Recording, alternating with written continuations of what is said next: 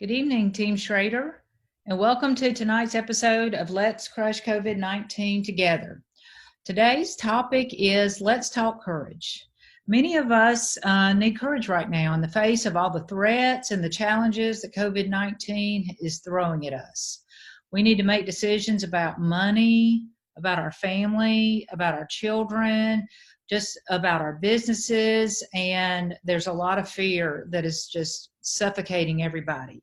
I posted today on my blog a Native American proverb, at least that's how it was originally shared with me, about buffaloes and cows, the difference between buffaloes and cows. When a storm comes, cows act on their fear. And so they turn and they run away from a storm. But the problem is that cows are slow. So the storm always catches up with them, lingers over them. The cows end up running with the storm instead of away from the storm.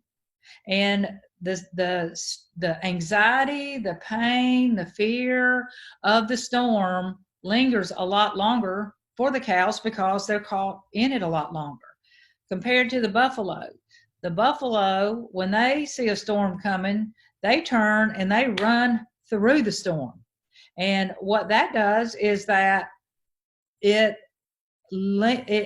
shortens the amount of time that the storm is impacting the life of the buffalo, because the buffalo still experiences the pain of the storm, some of the consequences of the storm, but as a result of turning and running through the storm, the pain and the consequences is shortened a great deal of time compared to that of the cow.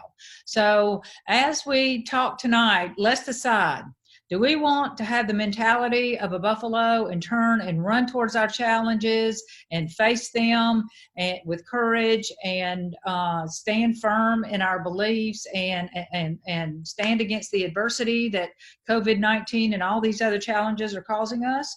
Or do we want to turn and run away from it, really prolonging the fact that we're going to have to deal with the consequences of this storm sooner or later? So I've once again found a couple of things that I want to share with you. Also, I'm going to share with you, some of the personal storms that I am currently dealing with, that I've dealt with in the past, and some of the strategies that I have implemented and learned from experience that enabled me to embody courage, demonstrate courage, and emulate courage. And so I hope that tonight's talk will be beneficial for you. If you're listening, share a comment down there in the comment section where you are listening from, times in your life where you've had to stand in courage instead of running in fear. That's what this whole thing is about, is building community, sharing our stories, and really helping each other as we move through not just COVID-19 and not just our current challenges, but grow healthier and stronger and build a better community together. So courage is defined as bravery, valor, bravado, referring to qualities of spirit and conduct. Courage permits one to face extreme dangers and difficulties without fear. Bravery implies true courage with daring and an intrepid boldness. Bravery in a battle. Courage is the choice and willingness to confront agony, pain, danger, uncertainty, or intimidation. Wow. And that's exactly what we all need right now in the face of all of these threats that COVID-19 has propounded upon us. So let's talk about really how to implement that. It's one thing for somebody to define a term. It's another to talk about how do we really practically implement that in our lives. So I found a couple of articles that I want to share with you. And one is talking about courage over comfort. Well, what does that really mean? It means that we are at a place where sometimes the most courageous thing that we can do is choose the hard next step, the hard decision over what is best for my family right now. What bill do I need to pay?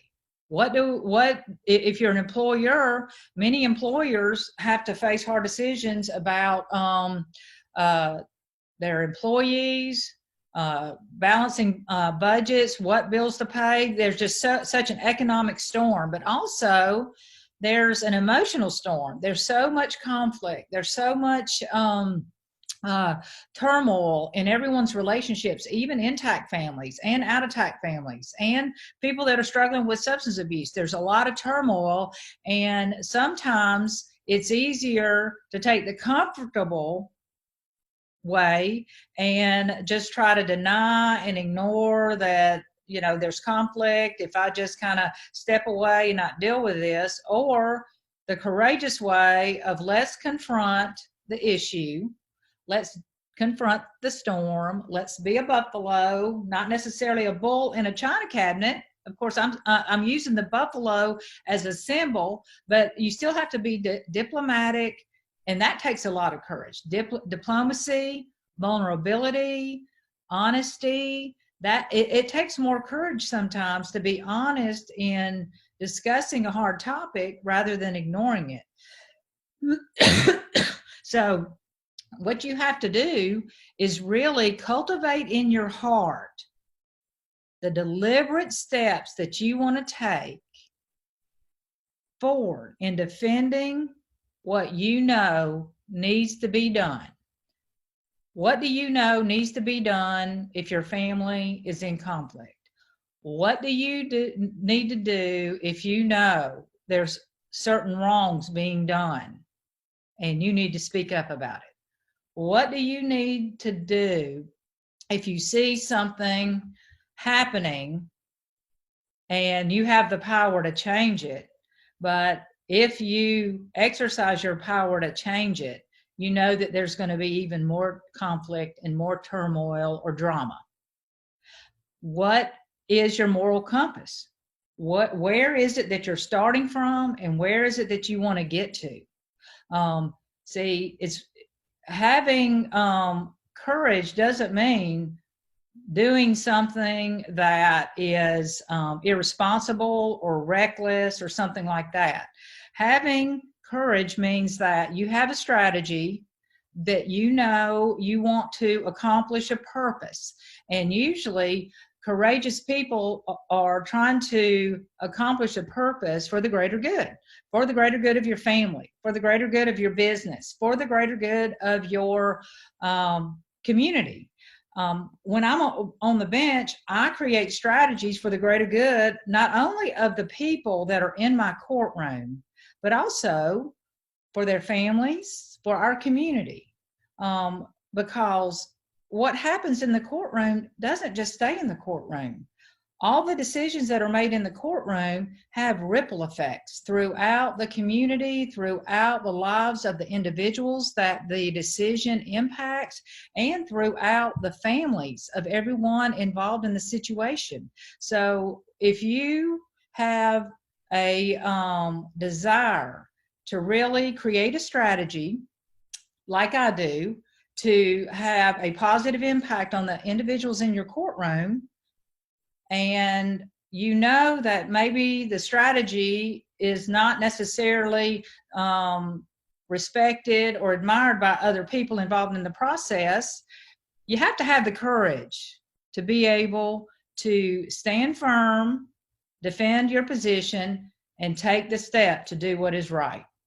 Our jobs as judges is not just to make a decision in the courtroom and not worry about it. Our jobs as judges is to create a strategy for every single individual in the courtroom so that we can prevent them from coming back to the courtroom as a result of whatever reason they're there in the first place, whether it's a family conflict, a criminal act, a business dispute, whatever that is. That's the job of a fair and impartial jurist, and that's what the job of a judge is. Our job is not to prolong the process. And I know that there's a lot of people right now that have pending court matters. I have a pending court matter, and the courts are shut down, and that can cause a lot of fear and anxiety. But sooner than later, the courts will reopen.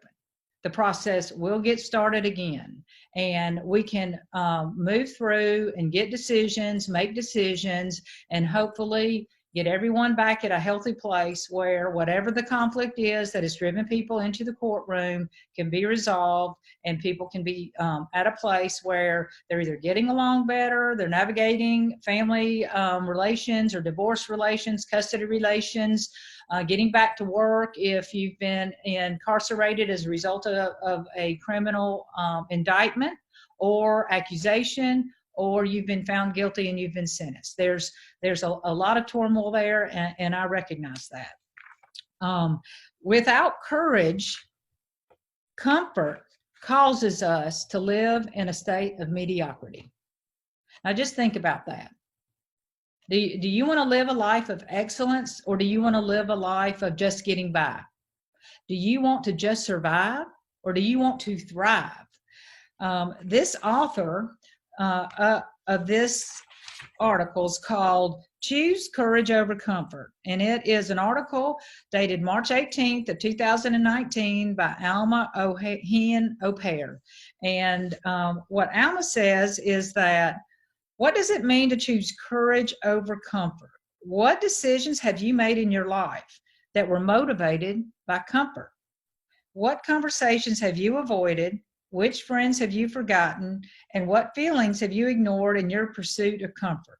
Have you limited your influence for good in your family, your neighborhood, your church, your community, your school, because of a desire to be comfortable? Can you name anything worthwhile you have accomplished that came about because of a desire to be comfortable?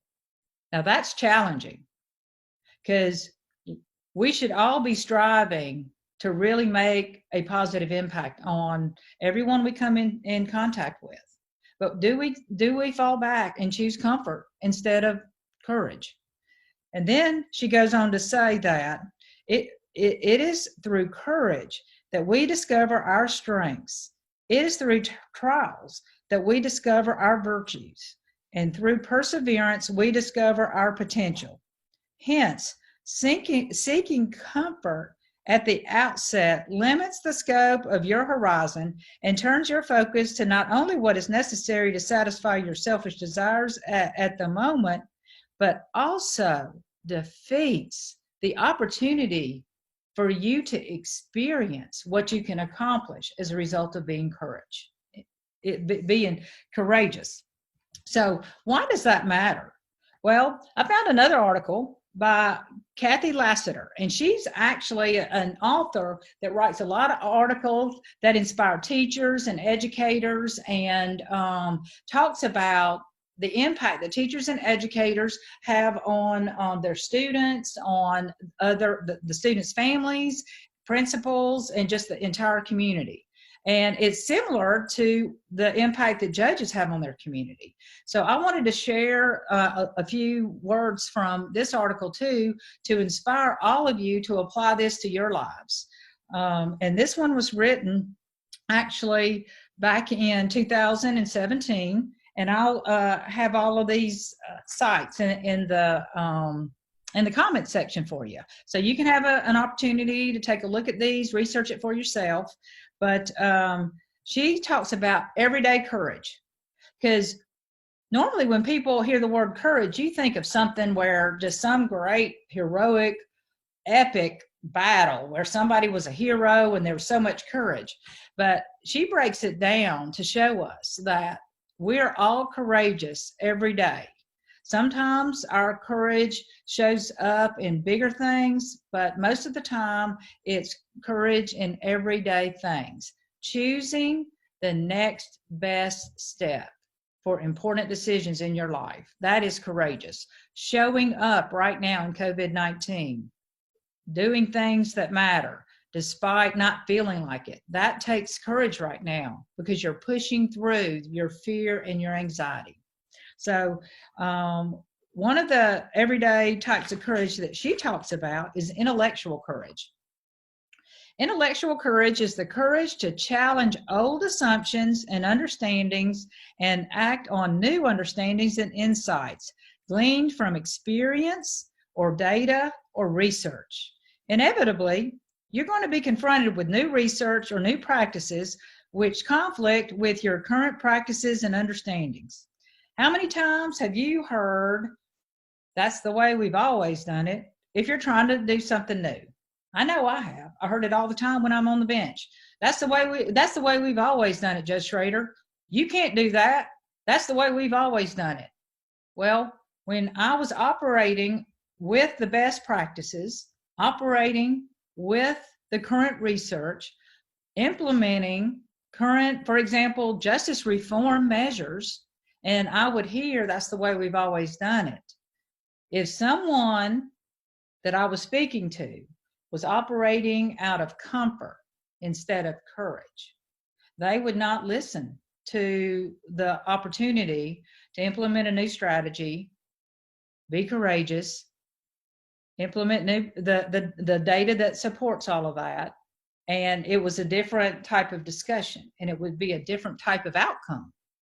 But when you use the current data and you use the current research and you use current information based on for your decision making, then you make the best decision. For example, when you watch the weather and it says it's going to be 90 degrees outside, just because you want it to be winter doesn't mean it's going to be winter. Just because you dress like it's winter and you go outside, you're not going to feel like it's winter. You're going to feel like you're in a sauna because you dressed in warm clothes and it's hot outside. So the information that you take in will help you make the best decision about the hard things that you're facing right now. And it will help you to have a better outcome. But sometimes it takes courage to stand up and implement that data. Courts must be open to new findings, conclusions, and recommendations which have the potential to revolutionize the thinking and have the courage to share the new ideas with potentially resistant other court people. That's exactly what the courage that I've tried to implement in creating and being innovative with strategies for families, strategies for children, strategies for people who have been in my courtroom struggling with substance abuse, with mental health disorders, with everybody. And sometimes when you do that, you face adversity.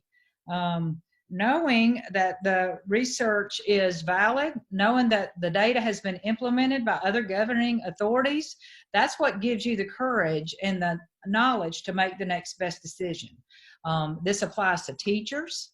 It applies to innovators. It applies to every single business. It applies to families. It applies to accountants. You wouldn't want your accountant filing your tax return for 2019 using the tax digest back in 1987, right? You want them to be implementing the best practices. That's just common sense. But sometimes if you're in an office where the rest of the accountants are operating under 1987, it's very difficult to make sure that all of the tax returns get filed under the current best practices. And it takes courage to stand up and be an individual in the midst of the crowd to implement those new strategies. So the next type of courage is discipline courage. And what that means is it's never easy. When you are learning something new, or when you're innovating, you're having to learn and adjust to be a homeschool parent. You're having to learn and adjust to be a divorced parent that now is sharing parenting time with your children. You're having to learn and adjust to be a sole business owner when you were previously a business owner, or you're having to learn and adjust to be uninsured. I mean, not unemployed and uninsured. There's just so many new just processes and things that are happening in everybody's mind and environment right now. It takes a lot of courage to step out and make the best decision rather than resting in comfort. When you rest in comfort, things may seem like they're staying the same, but things never stay the same. If you can think of your life as being on a line of a continuum, You're either always moving forward or you're moving back. You're never staying at the same place. You're either learning new things and adjusting, and you're being flexible and you're being courageous, or you're resting in comfort and you're sliding back. You're sliding back behind the new data. You're sliding back behind the new practices. You're sliding back behind most of your peers. You're sliding back behind your family. You're just going to continue to kind of slide back. And when you slide back, that's when, again, the depression, the self-loathing, a lot of the negative feelings start coming in. But if you make an intentional effort to keep moving forward, step by step, day by day, then you are moving forward. But sometimes that takes courage. It takes that everyday courage, that one step at a time courage. And we all have the power to do that. We all have power over our decision making. And it goes back a little bit to the talk we had earlier about attitude. And it just depends on what type of life do you want to have. You don't have to be rich to have a wonderful life. You don't have to be poor to have a wonderful life. You have a wonderful life when you create that wonderful life, when you are intentional about building a positive household, a positive environment, a positive application of everything that you can learn and you can apply to your life and your family and your business and your profession. The next type of courage is empathetic courage. Empathetic courage is the courage to open and feel deeply for others. It takes humility and courage to put aside your own biases and assumptions and let go of control and certainty for the sake of learning something new. But it is only when you are willing to listen to a different perspective and manage to empathize that you will be enriched by a new way of thinking. And that's really goes to the ability to connect with other people, understand what other people are going through, and apply all of your wisdom and let them apply all of their wisdom to your situation. Empathy is a great thing. Empathetic courage might include holding individuals to high expectations while empathizing with them as they struggle with learning something new and experiencing failures along the way. And I think that one of the reasons that I have been able to work so closely with people that struggle in the recovery industry and in recovery and with mental health disorders is because I've been told I have a high empathy quota or high empathy scale.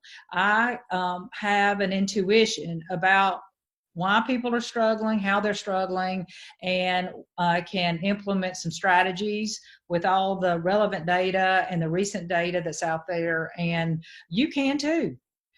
You can practice that. You can practice just trying to see the person's situation and finding out why are they struggling, what is going on. And when you do that, and you can have respect and you can have consideration, instead of having a short temper or rage or disgruntlement about why people are doing certain things, then that also eases and calms your own demeanor because you feel empathy.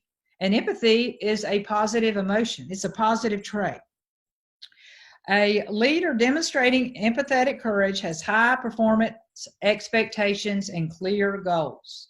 I think that really describes a lot of us. Some of us may have lost sight of our goals, forgotten our goals, gotten pushed down just by the mundane rituals of life before COVID-19 and forgotten what our strategies were or forgotten what our visions were for our life and our family.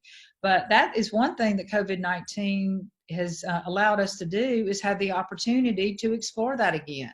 We've slowed down a little bit. It seems like everybody's starting to speed back up, and more people are getting out, and there's more and more talk about lifting all these restrictions, but we've still had an opportunity to reflect on goals and visions, not just for yourself, but for your family.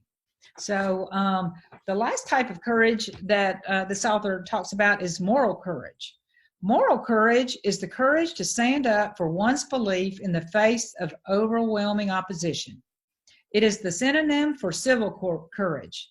Moral courage is the outward expression of the leader's personal values and core beliefs, and the resulting actions are focused on a greater good.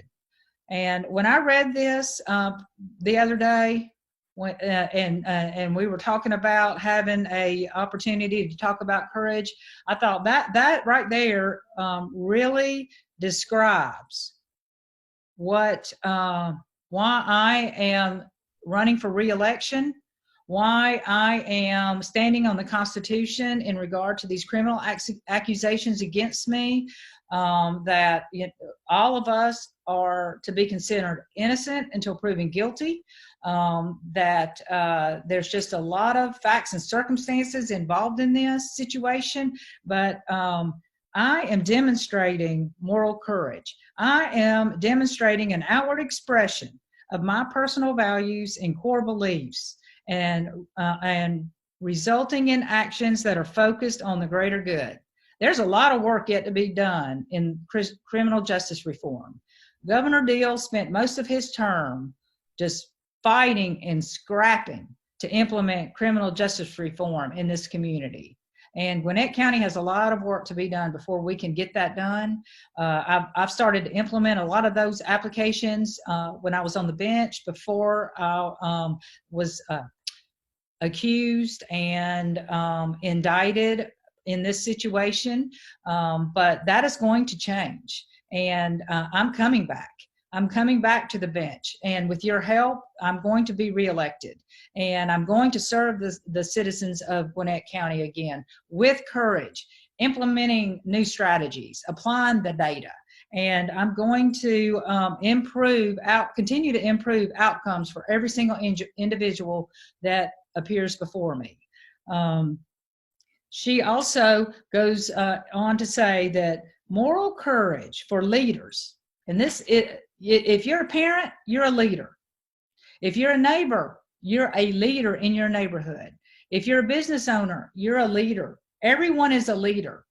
You don't have to necessarily be the head of a company, but everyone is a leader. Now, whether you demonstrate leadership or not is another thing. Actions speak louder than words. It takes courage to get out in the community and get involved in something to try to improve someone else's life, to improve the community as a whole, to serve someone else besides your own self-interest. Teachers are leaders. Doctors are leaders. Everyone is a leader. And what she has here is that moral courage for leaders point out, have principles that impact others through a positive influence. So that goes back to attitude. You can't impact others positively if you're grumpy and if you have a bad attitude. So all of this combined is going to make you stronger, better. You're going to have healthier relationships. You're going to have more courage. You're going to step out. You're going to be innovative, but you have to make the choice. You have to exercise your power to take the next step, to step out and stand on something that you believe in that will improve not only your life, but everyone around you. So tonight I'm going to leave you with a couple of things. One of the things that I share with the people in recovery that I work with a lot is the Manifesto of the Brave and Brokenhearted by Brene Brown. Now, I've referenced Brene Brown several times in many of my sessions and my sharings and discussions with you. And I also have referenced some of her articles. I would encourage you to find her on YouTube, Netflix, TED Talk, read her books. Get your hands on it. It will really just improve the way you feel about yourself, you interact with yourself, but also the way you interact with others. And you will build stronger and more positive relationships. Because in the end, we're all bruised and brokenhearted. one way or another. Life bruises us all. Life gives us all a broken heart. The trick is how do we start the process of healing that, repairing that, growing from our bruises, healing from our bruises. And she has a wonderful manifesto that, again, it's online, and it's from her book called Rising Strong.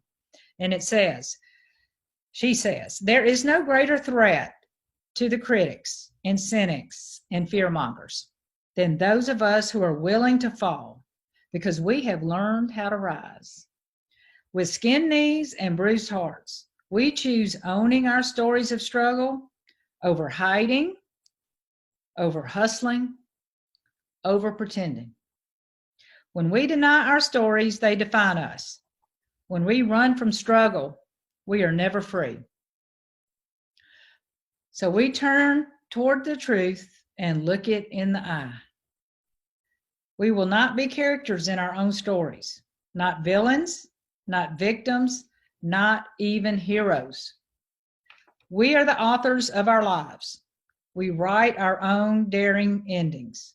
We craft love from heartbreak, compassion from shame, grace from disappointment, courage from failure.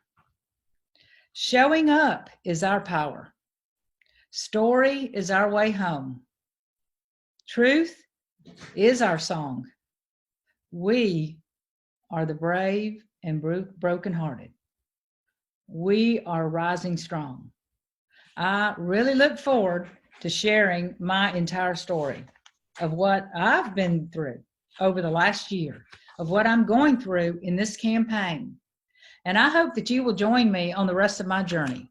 I hope that you will find us on www.judgeschrader.com, sign up, be a team member, be part of Team Schrader 2020, and join us as we march towards victory. Join us through courage as we step out and we make sure that everything that Gwinnett County deserves, all the good things, all the recent policies and procedures are implemented through my reelection. So tonight, I'm going to leave you with this. Courage is the ability to stand in the face of adversity. He who passively accepts evil is as much involved in it as he who helps to perpetrate it.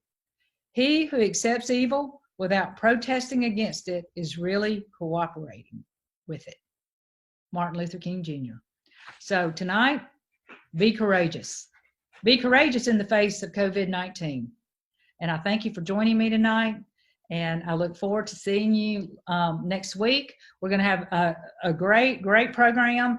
Tomorrow, I'll actually be on a radio show. I'll be posting more about that. I'll be interviewed live about why I'm running for re-election, what's been happening in my life over the last year. And I look forward to everybody tuning in. I'll be sharing more about that in the upcoming weeks. Of course, we're about to enter into and engage in full-blown campaign season.